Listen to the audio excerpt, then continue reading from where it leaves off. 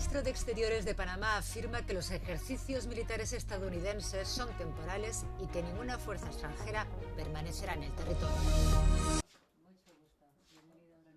Panamá defiende el acuerdo de seguridad alcanzado con Estados Unidos y niega que haya cesión de soberanía. El presidente estadounidense, Donald Trump, había amenazado con volver a tomar el control del Canal de Panamá, lo que llevó a la firma de un memorando que ha permitido a Estados Unidos llevar a cabo una serie de ejercicios militares en la zona.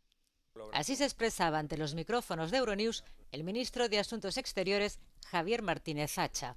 Nosotros no tenemos presencia de tropas de ninguna nacionalidad. Nosotros hemos firmado un acuerdo de entendimiento como lo tenemos firmado con otros países de Latinoamérica para hacer ejercicios conjuntos con el propósito de prepararnos para amenazas asimétricas, para prepararnos en caso de que tengamos que actuar conjuntamente para contener el crimen organizado, el narcotráfico, etcétera. Pero nada de permanencia en nuestro territorio de fuerzas extranjeras de forma permanente. Martínez Hacha ha viajado hasta Bruselas para participar en el Consejo de Asociación Unión Europea-Centroamérica. Y uno de los temas que más ampollas ha suscitado a lo largo de los años es la inclusión de Panamá en la lista de países no cooperativos en materia fiscal. El ministro de Exteriores niega que su país sea un paraíso fiscal y explica las garantías que ha dado a Bruselas. Somos un país responsable, somos un país comprometido con la transparencia y con la cooperación fiscal. Que tenemos todavía algunas tareas por hacer, las haremos y estamos considerando hacer reformas en la forma como se transmite la cooperación en materia fiscal, porque cooperamos, hay observaciones técnicas que mejorar y lo otro es sobre un asunto de rentas extranjeras que para nosotros son exentas, pero tenemos que hacer unas reformas desde el punto de vista fiscal. Para Europa, Panamá no solo es estratégicamente importante en términos económicos, también lo es a la hora de evitar que se violen las sanciones contra países como Rusia.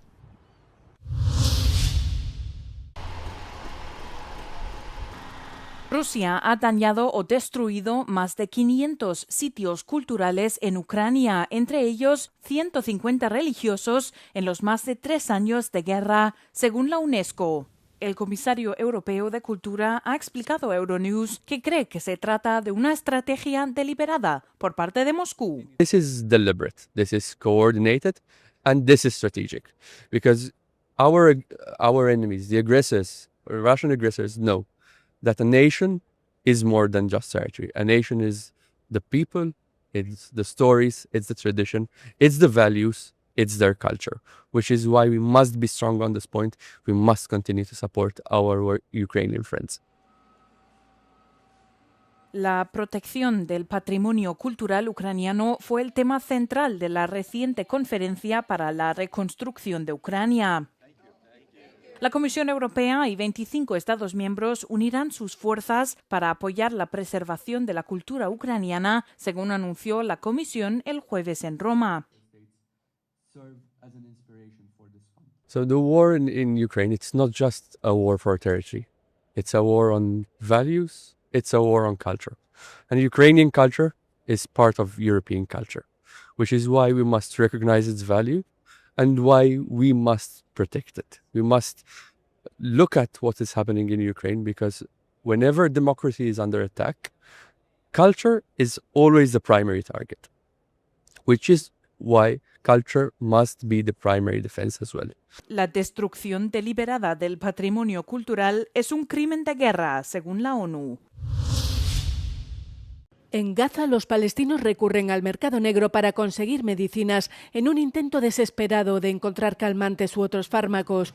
Los medicamentos se venden en un mercado paralelo sin ningún tipo de control y las medicinas están muchas veces caducadas y fuera de sus envases, por lo que es difícil identificarlas y se convierten en un peligro para la salud. هي يعني ظاهرة سيئة أثرت كثير على مبيعات الأدوية في الصيدليات، توفر الأصناف، على استعمال الأدوية حتى مع الأشخاص. مثلا المريض بروح باخذ أدوية من برا، ما بعرف استخدامها ولا بعرف طريقتها، بس إنه بدي يشتري دواء. El Ministerio de Sanidad advierte contra este comercio ilegal de medicinas. Hace 2 meses hubo un robo en el hospital americano de Deir al-Balá. Los analgésicos robados se venden al doble de su precio. بعض الزبائن بيجونا بيكونوا حصلوا على الدواء من الأماكن هذه اللي غير متخصصين فيها، بيكون الدواء خاطئ أحيانا أو منتهي تاريخ صلاحيته أو طريقة التخزين سيئة، وأحيانا بيصيروا ينصحوهم عن نصائح غير طبية. Con la guerra y el bloqueo, la penuria de medicamentos ha llevado incluso a los farmacéuticos a recurrir a este mercado negro. También para ellos es difícil garantizar la seguridad. Estamos en Grecia, junto al mar Egeo. Esta bodega, situada en la ciudad de Síkinos, en las Cícladas, es uno de los lugares más emblemáticos de la isla, gracias a la espectacular vista que ofrece. Lugareños y turistas acuden a este lugar aislado para disfrutar de una de las puestas de sol más bellas del mar Egeo, a una altitud de 400 metros sobre el nivel del mar. Este viñedo comenzó como un intento de revivir variedades que existían en la isla desde hacía siglos. Η Σίκινος στην αρχαιότητα λεγόταν η Νόη. Από εδώ έπαιρνε ο Όμηρος το κρασί, τον οποίο πήγαινε στην Αθήνα. Η μεταφορά του γινόταν με τουλούμια. Δεν είχαν ανακαλύψει ούτε καν τα πιθάρια τότε. Η Σίκινος έβγαζε ένα φοβερό κρασί λόγω της ανοβρίας, ότι εδώ είναι άνυδρα τα πάντα. Και ξεκίναγε από αυτή την περιοχή ο αμπελώνας μέχρι τη χώρα, στη βόρεια πλευρά. Αυτό κράτησε μέχρι το 60-70. Οι άνθρωποι ζούσαν από αυτό.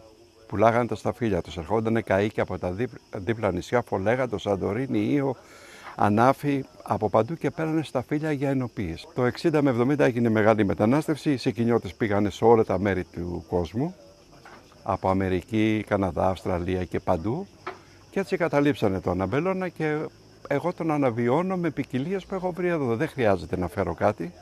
Μακάρι να μπορούσα να αναβιώσω όλες τις ποικιλίες που είχε Σίκινος, γιατί δεν έχει μόνο 5 ποικιλίες που έχω εγώ, έχει 15.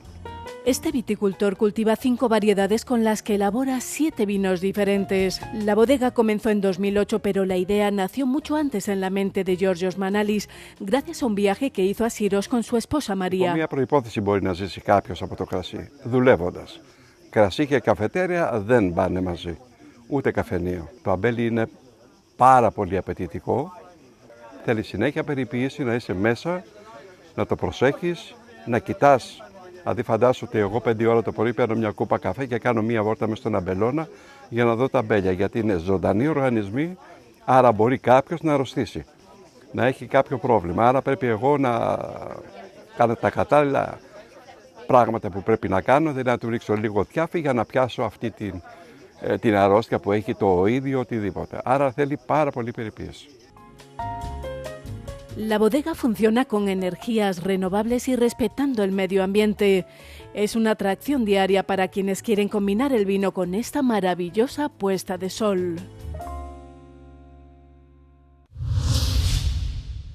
¿Superan las mujeres a los hombres en el empleo cultural en la UE?